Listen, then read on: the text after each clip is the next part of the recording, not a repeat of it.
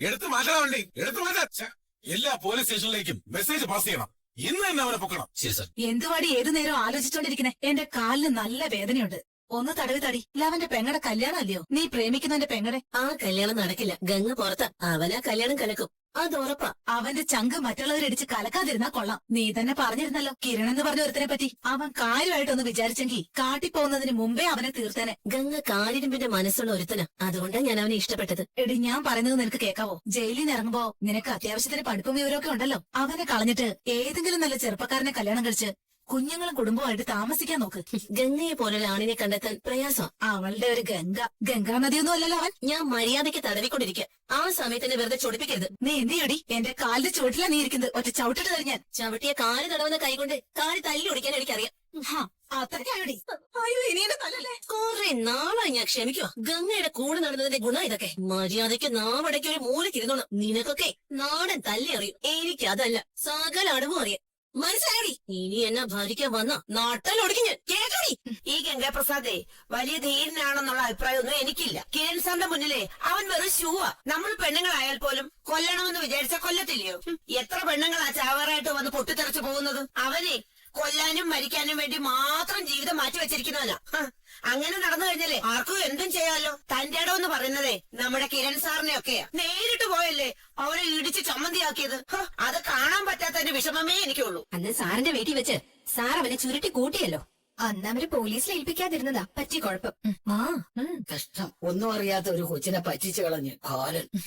മാമോളെ വന്നിവിടെ ഇരിക്ക്. അയ്യോ, അച്ഛൻ മരിച്ചതിന്റെ സങ്കടമായിരിക്കും അല്ലേ മുഖത്ത്? ഒന്നുമില്ല മോളെ, ഈ കല്യാണത്തിന് പങ്കെടുത്ത് കഴിയുമ്പോ സങ്കടമൊക്കെ മാറിക്കോളും. ഇനി ഇതുപോലുള്ള ദുഷ്ടന്മാരുടെ മുന്നിലൊന്നും തലവെച്ച് കൊടുക്കരുത് കേട്ടോ. അല്ലെങ്കിൽ തന്നെ ജീവന് തുല്യം അമലുവിനെ സ്നേഹിക്കുന്ന ഒരുത്തൻ കൂട്ടത്തിലില്ലേ?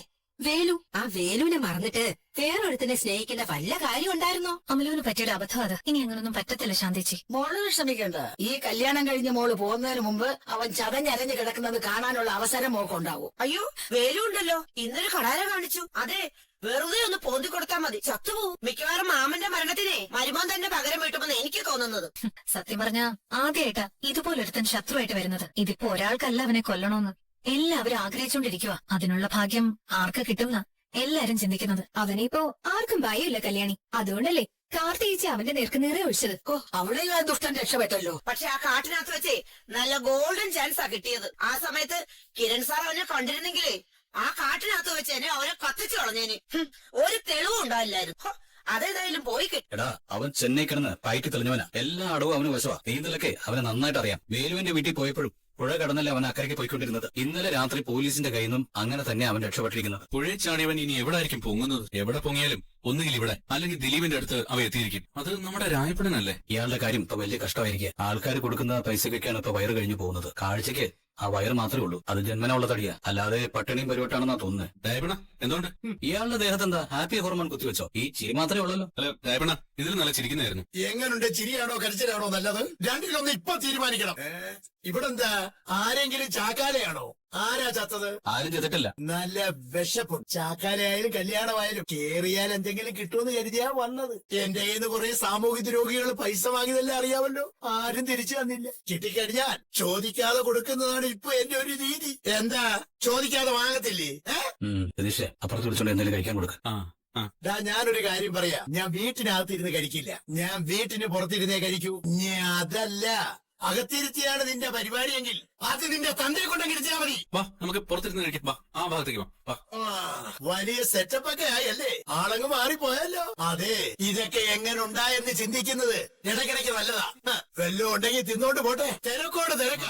ചായ കുടിച്ചിട്ട് വരാം. ഇനി കഴിച്ചിട്ട് സംസാരിക്കാം. ഇതിലും നല്ലത് എനിക്ക് വല്ലതും തരാതിരിക്കുന്നതായിരുന്നു. ഇതെന്താണ് കടുപടി പോലെ ഇച്ചിരി? കഴിക്കേട്ടാ, അതിനുശേഷം തരാം. തരണം. മാസാമാസം ശമ്പളം അങ്ങോട്ട് ഉരുട്ടി തരുന്നത്. അതൊക്കെ വാങ്ങിച്ച് മൂക്കുമുട്ട കഴിച്ചാ പോരാ. തരണം. അല്ല രായപ്പണ, ഈ പ്രകാശൻ എന്ന് പറയുന്ന ആൾ ഇങ്ങോട്ട് വരുന്ന വഴിക്ക് കണ്ടില്ലായിരുന്നു? അവനെ ഞാൻ കണ്ടായിരുന്നു കേട്ടോ. അവനും ഞാനും തമ്മില് എന്നാ പരിചയപ്പെട്ടെന്ന് ഓർമ്മ കിട്ടുന്നില്ല. ഭക്ഷണം കഴിക്കും, വയറ് നിറയുമ്പോ ചിലപ്പോ ഓർമ്മ വരും.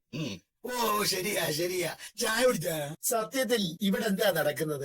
അതൊരു കല്യാണം ചേട്ടാ, നമ്മുടെ കല്യാണിയുടെ ചേച്ചിയുടെ കല്യാണം. കല്യാണിയുടെ കല്യാണം കഴിഞ്ഞായിരുന്നോ? ഇല്ല, കല്യാണം കഴിയാതെയാ കല്യാണി പ്രസവിച്ചത്. എന്ത് ചെയ്യാനാ, എല്ലാം വഴിതെറ്റിപ്പോയി. ഇപ്പോഴത്തെ ഈ ആണും പെണ്ണും ഒക്കെ കണക്കാ.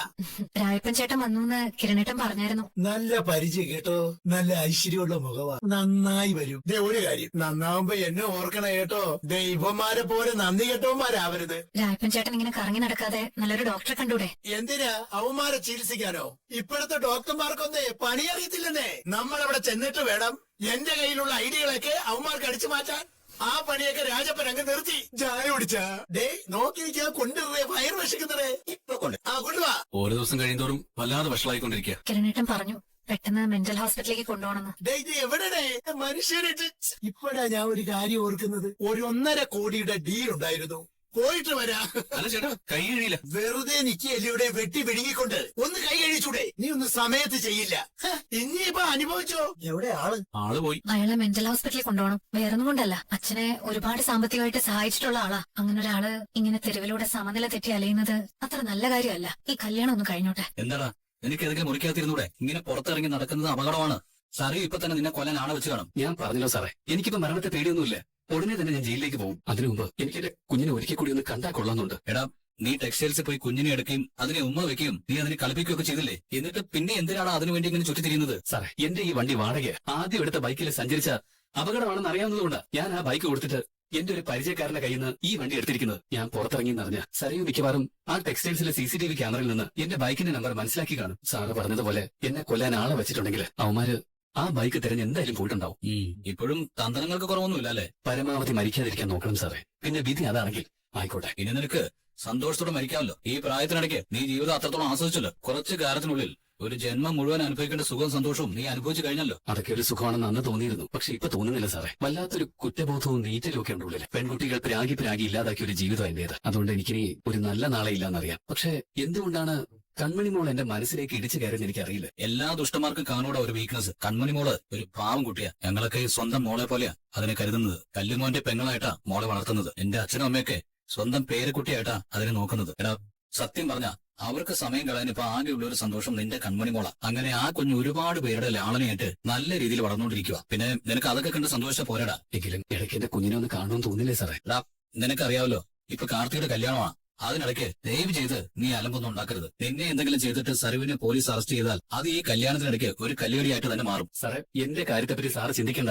കല്യാണം അലമ്പാൻ ഒരുത്തൻ പുറത്തുണ്ട്. അവനെ സൂക്ഷിക്കണം സാർ. ചെന്നൈയിൽ മുതൽ വെച്ചുള്ള പരിചയം എനിക്ക് ഗംഗെ. എന്റെ ശത്രുക്കളെയൊക്കെ എനിക്ക് നന്നായിട്ട് അറിയാം. സരയുടെ അച്ഛന് വിക്രമൊന്നും എനിക്ക് വലിയ എതിരാളികളായിട്ടൊന്നും തോന്നിയിട്ടില്ല. പക്ഷെ ഗംഗയെ പോലെ ഒരുത്തൻ ശത്രുവായിട്ട് വന്നാൽ ഭയക്കണം സാറേ. നേരിട്ട് വന്നാൽ സാർ അവനെ തല്ലി ഒതുക്കുമെന്ന് എനിക്കറിയാം. പക്ഷെ അവൻ അങ്ങനെ വരില്ല. ഇപ്പൊ തന്നെ അറിയാലോ ഏതൊക്കെ വേഷം കെട്ടിയാണ് അവൻ നടക്കുന്നതെന്ന്. അതുകൊണ്ട് അവന്റെ കാര്യത്തിൽ മാത്രം വലിയൊരു ശ്രദ്ധ കൊടുക്കണം സാർ. മിടുക്കന് നുഴഞ്ഞു കയറ്. കല്യാണത്തിൽ പങ്കെടുക്കാൻ വരുന്ന ആൾക്കാരിൽ ഒരു കാരണവശാലും അവൻ ഒരാളാവരുത്. അത് സാർ ശ്രദ്ധിച്ചേ പറ്റൂ. ശരി സാർ. ഇതിൽ ഏത് വേഷം ധരിക്കണം? വേഷം മാറി നടക്കുമെന്ന് പോലീസിനും എന്റെ ശത്രുക്കൾക്കും അറിയാം. അപ്പൊ പിന്നെ അവരൊരിക്കലും പിടിക്കാത്ത വേഷത്തിൽ നടന്നേ പറ്റൂ. ഇനിയിപ്പോൾ ഇവിടെ തമ്പടിച്ചിട്ട് കാര്യമില്ല. ശരീരം മൊത്തം ചടങ്ങി പോകേണ്ടത് കല്യാണപ്പയ്യന്റെ വീട്ടിലേക്കാ.